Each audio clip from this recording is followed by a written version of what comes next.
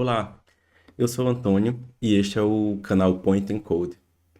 Nesse primeiro vídeo, a gente vai começar falando sobre P5JS. E a gente vai também criar um sketch interativo do zero. Mas espera aí, P5JS e sketch são dois conceitos novos, né? Antes da gente ir direto ao código, a gente vai entender o que é P5JS e por que é que ele é tão útil. O P5JS ele é uma biblioteca JavaScript que oferece uma API de alto nível para gráficos, também para fazer animações, interações em tempo real, e ele usa como base o Canvas do HTML5, né? Ele foi inspirado no Processing, que é uma biblioteca criada lá nos anos 2000 para aproximar artistas e designers do mundo da programação. Ao invés de lidar diretamente com o contexto do Canvas, né, programaticamente, gerenciando estados, comandos de baixo nível, o P5 ele fornece funções intuitivas, como elipse, para desenhar uma elipse ou um círculo, né? Line, background, fill, entre outras, entre muitas outras. E isso vai simplificar a criação de arte generativa, prototipagem de jogos, simulações matemáticas, né? É, por exemplo, você pode simular um campo gravitacional. Você tem lá várias bolinhas e criar um campo gravitacional para simular como é que elas se comportam. Ou então um sistema de partículas com algumas poucas linhas de código. Além disso, você pode criar visualizações interativas, né, para funções matemáticas ou sistemas dinâmicos, como fractais ou autômatos celulares. Você pode ainda prototipar jogos, movimentar personagens, criar colisões sem escrever toda a lógica de renderização manual. Bom, enfim, o P5JS ele permite que você comece a criar arte interativa, arte generativa, né? Ou protótipos de jogos, sem precisar aprender uma nova engine completa, ou adotar uma estrutura de programação completamente diferente da que você já usa. Você continua usando o JavaScript puro, mas com funções de alto nível que vão facilitar o desenho e a interação com o Sketch. Bom, eu estou falando esse tempo todo de Sketch, né? A gente vai ver daqui a pouco o que que é um Sketch. Em resumo, o P5JS ele permite que você foque na lógica e na criatividade, ao invés de gastar energia com detalhes das APIs gráficas de baixo nível. Vamos deixar de explicar coisa teórica e vamos passar um pouco mais para a prática agora. Bom, agora que a gente entendeu o contexto técnico do P5, vamos direto ao nosso primeiro sketch. Aqui eu tenho a estrutura básica de um sketch. Eu tenho a função setup e a função draw, que necessariamente elas devem existir em um sketch P5JS. Você define essas funções aqui para que o P5 possa fazer o seu sketch rodar. Aqui eu tenho a estrutura, o meu projeto estruturado de uma certa forma que é o mais básico possível que você precisa fazer para ter um projeto P5JS, né? Basicamente, o que que eu tenho aqui? Eu tenho uma página HTML, né? A gente está falando de JavaScript, então a gente vai injetar na verdade, não é bem injetar. A gente vai fazer o seguinte: a gente vai escrever o sketch.js e, ao mesmo tempo, a gente vai importar as bibliotecas do P5.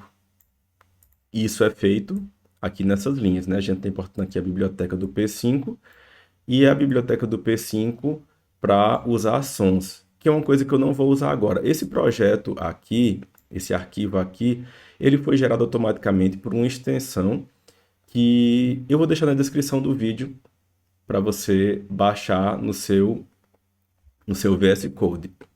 Então aqui eu tenho a página HTML, ela está importando as bibliotecas que estão aqui, né, no diretório Libraries, e a gente escreve o sketch aqui. E aí como é que acontece tudo? A página carrega, né, a biblioteca do P5, carrega o seu sketch e o P5 vai criar um elemento canvas na sua página e exibir nessa página. Eu estou executando aqui, né, esse código no navegador. Eu tenho aqui um servidor aberto na porta 5500 e ela está, ele está executando o código aqui no navegador. Vou só reorganizar aqui para, para mostrar. Bom, e aí o que que eu tenho aqui o que que eu tenho aqui no meu sketch, né? Eu tenho a função setup, que é uma função que é utilizada para chamar definições iniciais. Definições iniciais seriam essas. Por exemplo, aqui eu estou criando um canvas, um painel de tamanho 400 por 400 pixels. Além disso, aqui eu poderia inicializar variáveis que seriam utilizadas durante o draw. Depois eu vou explicar por que essas variáveis não podem ser inicializadas no draw.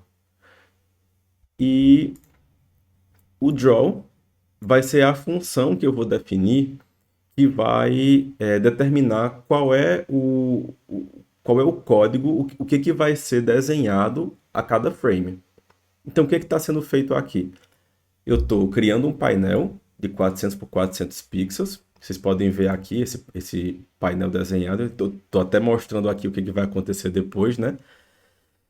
E o draw, que é uma função que executa algumas vezes por segundo. Quantas vezes? Vamos ver quantas vezes por segundo o draw ele é chamado. Eu vou colocar aqui uma chamada para a função print. A função print basicamente é um encapsulamento do console log de JavaScript.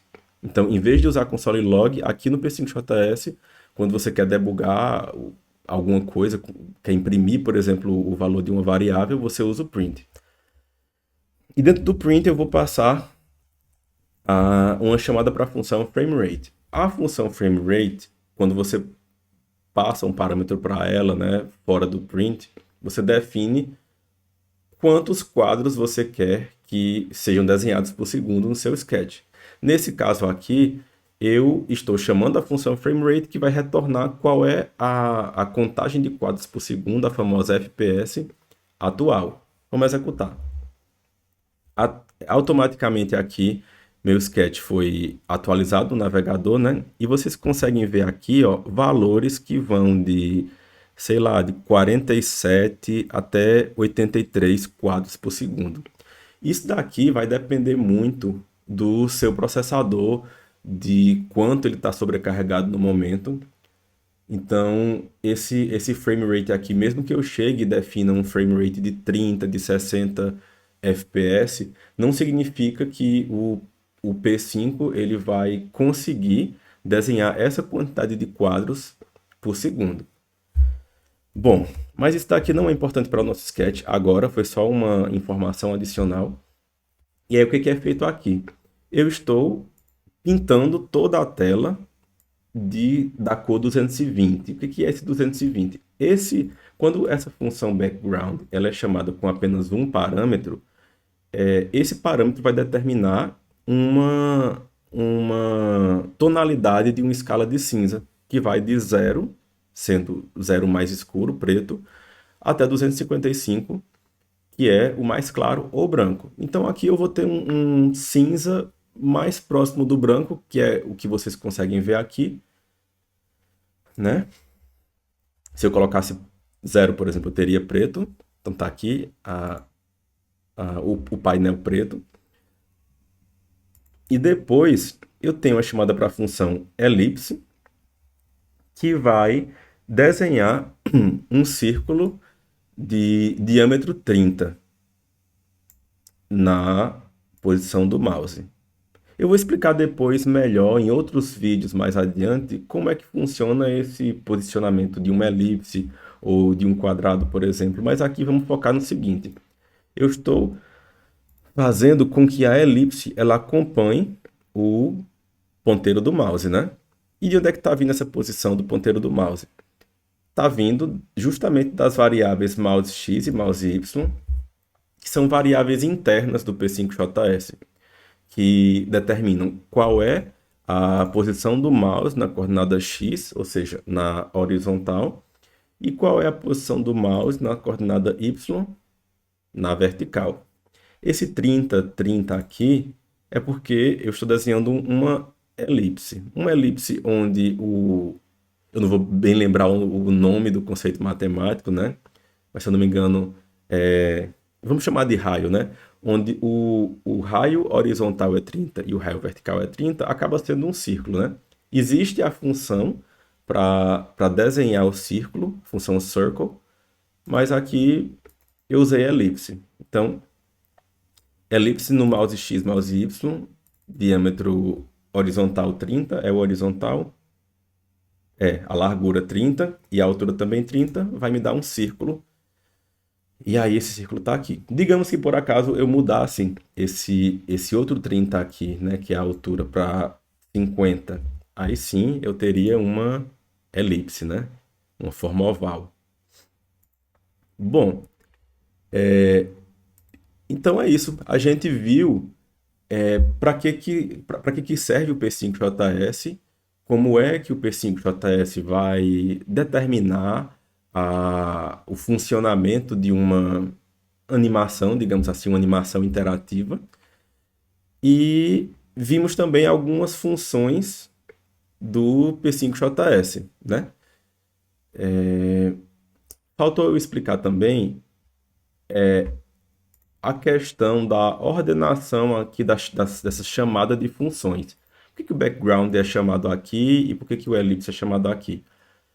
Se você parar para pensar em como o P5JS funciona, né? Ele funciona como qualquer outro programa imperativo, onde as funções elas são chamadas de uma em uma.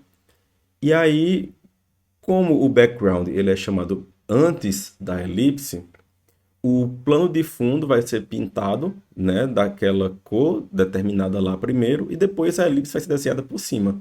Então, aqui o draw vai ser chamado, a gente viu lá, né, cerca de 60 vezes por segundo, e aí a cada vez que ele for chamado, ele vai pintar de preto e desenhar a elipse por cima. E aí é por isso que você tem essa ideia de movimento, né? Se por acaso eu comentasse aqui o background, a gente teria essa elipse se movendo sem o plano de fundo ser redesenhado e a gente teria isso daqui, ó. Ou seja, a nova imagem sempre sobrepondo a imagem anterior. E eu acho que com isso eu finalizo tudo que eu tinha para explicar nesse vídeo, né? Bom, com poucas linhas você já tem um sketch interativo, né? Um sketch interativo bem completinho, assim, né? E o que a gente fez aqui vai servir de base lógica para outras animações, outros sketches interativos futuros. Se a gente quiser fazer um movimento autônomo, uma colisão, ou até outras interações mais complexas, a gente consegue, de certa forma, a partir dessa base aqui, né? O setup e o draw é uma base. Nos próximos vídeos, nós vamos evoluir esse conceito. A gente vai aprender como é que podemos controlar trajetórias e depois adicionar interações com teclado e mouse. E aí a gente vai ser limitado por nossa imaginação. Se você quiser acompanhar essa evolução, se inscreve no canal aí, ativa as notificações, não esquece de deixar o like e até lá!